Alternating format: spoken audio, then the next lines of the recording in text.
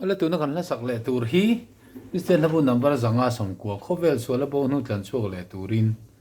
ti khani ya phu tu hi reverend h leng lu ta sang kan ko som li panga piang ania pastor fel tang me nia tu na bola dama anu pui te su na man ni de lo khan khoi thla khop me he la hi asol fa hi chu Christian labu mi kan en hi chuan akat thi om lo ni tam takhian kan tikat thina Khawvel suala bo nu tlan chuak le turi pathiani na fa pamal nei chun min pe te kan ti ta kha annal phei chu nal zok mai the khatia an khat zau zau kha amaro chu Christian la bo kan in chopa biak ina te kan za ya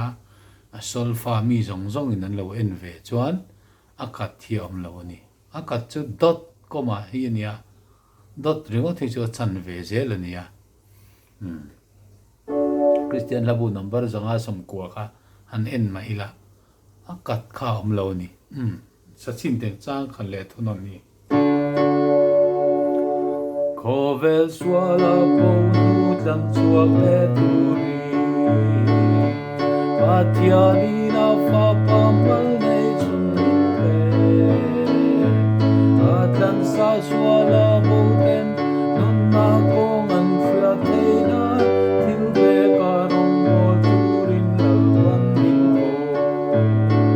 pero uti chuan ekinin oma beka pathiani te ban theilova pathiani mi fi le abangai lo bal som na alo ni si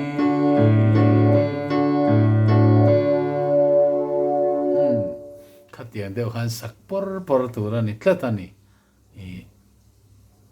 asolfa han en hi chuan tin hela ya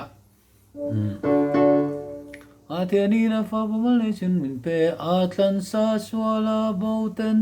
nun na ko ngan thria theina ti hi kan sa sual thina tam tak hian nun na ko ngan thria theina ti ol khop maya so mi fa so la nia so nun na ko ngan thria theina na ko ngan ti kha ol khop maya adik lo ni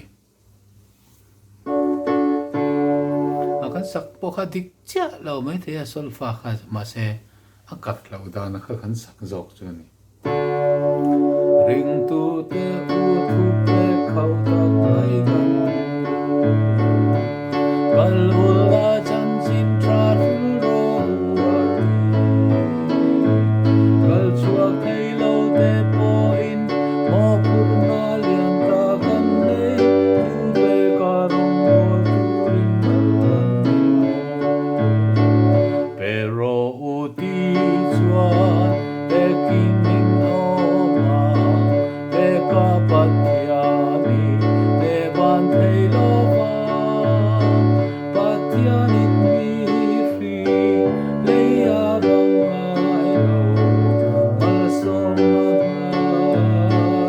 alo ni si katia vel khan sak tur ni chang khat na thun na khan beka pathiani te ban theilova ta so a te khan kan lo lu ta kha kha dik lo ni